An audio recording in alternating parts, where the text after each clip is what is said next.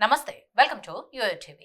తమ సమస్యలను పరిష్కరించి నియోజకవర్గాన్ని అభివృద్ధి పథంలో నడిపిస్తారని ఎంతో ఆశతో నేతలను తమ ప్రజా ప్రతినిధులుగా ప్రజలు ఎన్నుకుంటారు. అయితే అధికారం అండతో అడ్డగోలుగా రెచ్చిపోయి నియోజకవర్గాన్నే తమ రాజ్యంలా భావించి ఇష్టానుసారంగా పెత్తనం సాగించి పలువురు ఎమ్మెల్యేలు ఇప్పుడు చేసిన పాపానికి మూల్యం చెల్లించుకుంటున్నారు.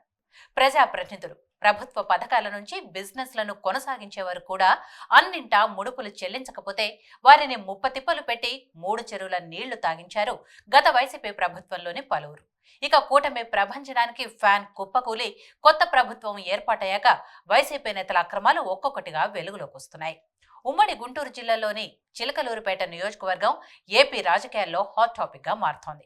మొదటిసారి ఎమ్మెల్యేగా గెలిచినప్పటికీ 5 ఏళ్లు మంత్రిగా కొనసాగి సీనియర్లు కూడా షాక్ ఇచ్చారు విడుదల రజని. అధికారం అండతో మాజీ మంత్రి నియోజకవర్గంలో ప్రజలను ఏ రకంగా ఇబ్బందులు పెట్టారో ఒక్కో ఘటన వెలుగులోకి వస్తోంది. ప్రజాప్రతినిధిని అనే విషయం మర్చిపోయి తన అనుచరులు తన కుటుంబీకులతో రాచరికపు పరిపాలన సాగించిందని స్వయంగా నియోజకవర్గ ప్రజలే చెప్పటం ఇప్పుడు అందరినీ నోటిన వేలు వేసుకునేలా చేస్తోంది. రజనీతో పాటు ఆమె మరిది గోపి, పిఏ రామకృష్ణ ఆగడాలు కూడా వెలుగులోకి వస్తున్నాయి. పసుమర్రు రైతులను ఆదర్శంగా తీసుకున్న గుదేవారిపాలెం రైతులు సైతం ప్రస్తుతం రజనీ పైన ఫిర్యాదుకు సిద్ధమయ్యారు. జగనన్న కాలనీ కోసం తీసుకున్న తమ భూములకు పరిహారంగా ఇచ్చే డబ్బుల్లో కూడా కమిషన్ రూపంలో 4 లక్షలు వసూలు చేశారంటూ గోడు వెళ్లబోసుకున్నారు. అందుకుగాను రజనీ పిఏ రామకృష్ణకు మధ్యవర్తిగా శ్రీకాంత్ రెడ్డి అనే వ్యక్తి వ్యవహరించినట్లు బాధితులు చెబుతున్నారు. మరోవైపు టీడీపీ ఎంపీ లావు శ్రీకృష్ణదేవరాయల వద్దకు రజనీ బాధితులు క్యూ కడుతున్నారు. చిలకలూరుపేట టౌన్ లో స్థలాన్ని ఆక్రమించారంటూ మరో బాధితుడు కూడా ఎంపీకి ఫిర్యాదు చేసినట్టు తెలుస్తోంది.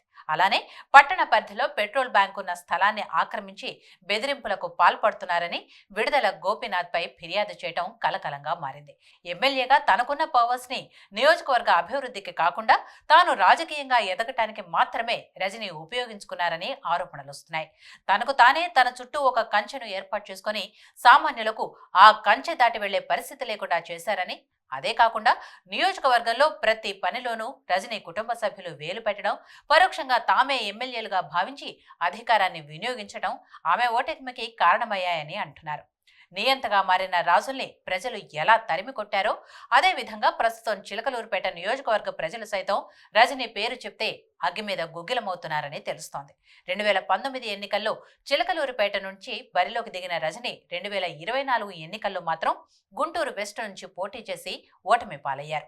పార్టీ కార్యకర్తలు సైతం ఆమెను కలవాలంటే 3 అంచెల కంచెని దాటాల్సిన పరిస్థితులుండేవని అంటున్నారు.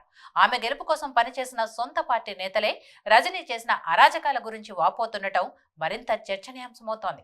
సామాన్య ప్రజలు కానీ, మీడియా కానీ మాజీ మంత్రిని సంప్రదించాలన్నా ముందుగా తన చుట్టూ ఉండే కోటరీలోని పిఏలను సంతృప్తి చేస్తే తప్ప ముందుకు వెళ్లలేని పరిస్థితి ఉండేదనేది పార్టీ వర్గాల్లో ఓపెన్ సీక్రెట్ గా నడిచింది. రజనీకి గుంటూరు వెస్ట్ లో మొదట్లో మంచి పేరొచ్చినప్పటికీ తన చుట్టూ ఉన్న వ్యక్తుల ప్రవర్తన వల్లే ప్రజల్లోకి పూర్తి స్థాయిలో నెగిటివ్ ఇమేజ్ తీసుకువెళ్లాయని పలువురు అభిప్రాయపడుతున్నారు. అందుకే చిలకలూరుపేట ప్రజల్లాగా మోసపోతామేమోనని గుంటూరు వెస్ట్ లో ఓటమి కట్టబెట్టారని టాక్ ఉంది. మొత్తానికి ఈ వరుస వివాదాలతో ప్రజల ముందు కూడా విడుదల రజనీ వెళ్లలేని పరిస్థితి నియోజకవర్గంలో నెలకొంది.